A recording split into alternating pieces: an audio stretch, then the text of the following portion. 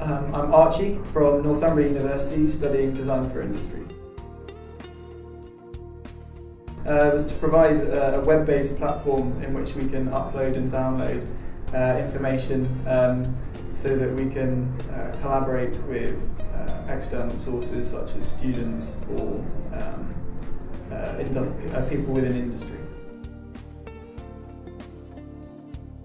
It was an area where we could upload our project information, our brand identities that we created, all of the work we produced. We uploaded that onto the web space, and we then that enabled us then for the people on the other end of the connection to look at it, review it. They could give us feedback. We could give feedback on others.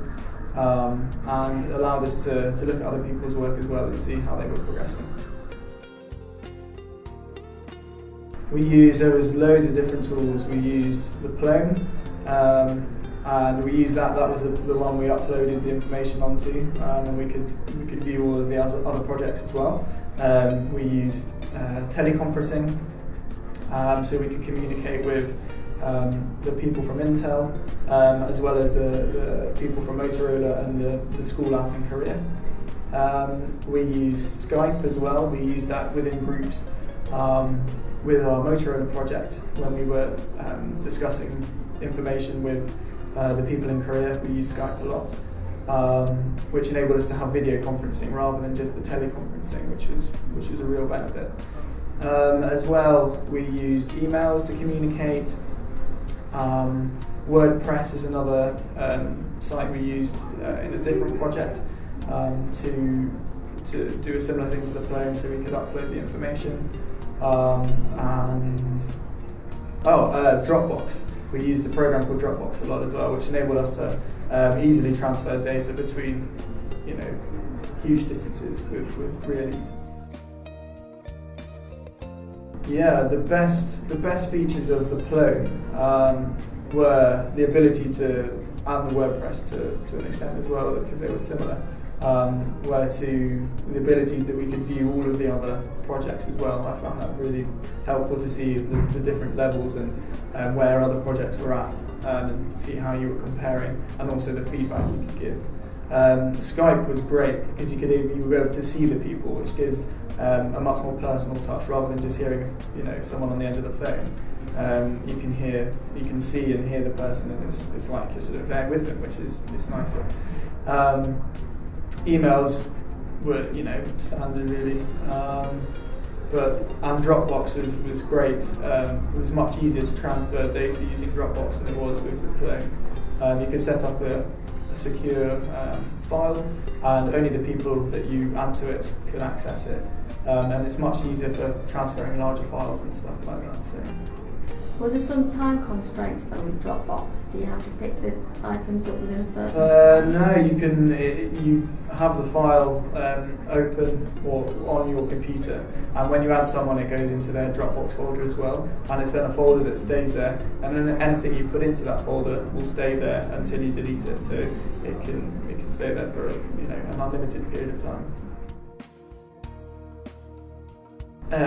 The tools we used, they enabled the collaboration by obviously allowing us to communicate, but being able to discuss and design together, so that we could see how they were doing and we could give them feedback.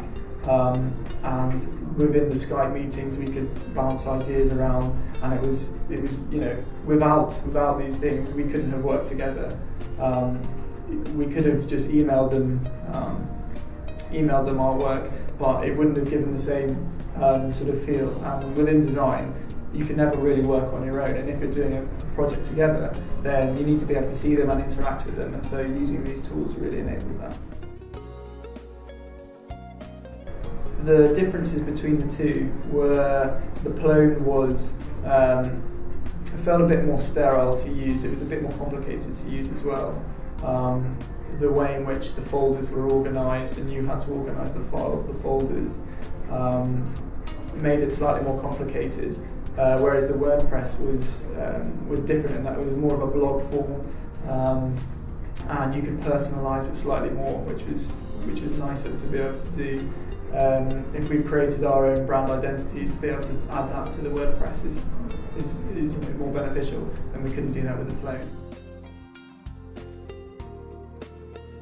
It took us a while to get used to, the system of Plone and how we used it and the best way to organise yourself, and how to update things. So once we came to WordPress, we had all of that knowledge already there, and so we knew how to the best way in which to upload stuff and the format to use and to make it clear, and to be able to understand what you're saying, and to get your point across. So that was definitely helpful.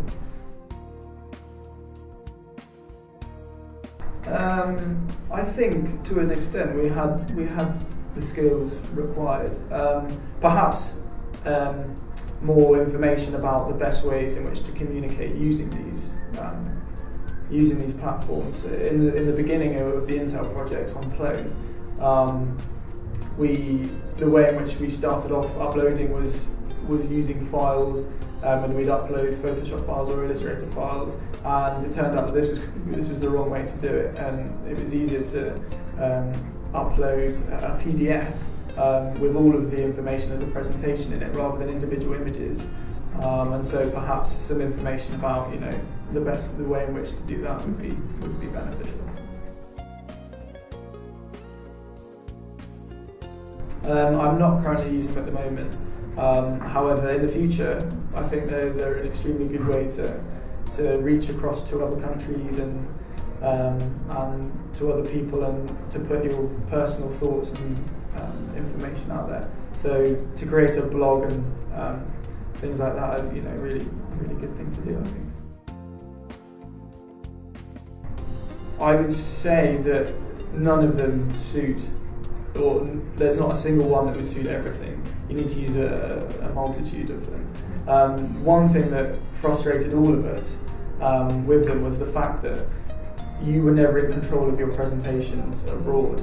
And I think in future, if there was a way in which there was a system out there that you could use so that the person doing the presentation was in control of the screen the other end, that would be really, really useful, because we had it a lot of the time where we were telling them which window to click on or to scroll down, and it wasted an awful lot of time making sure people are in the right place. Whereas with Skype, you can do a screen share so that the people on the other end are seeing your screen, so you can control the presentation. So something like that would be really good in the future, I think.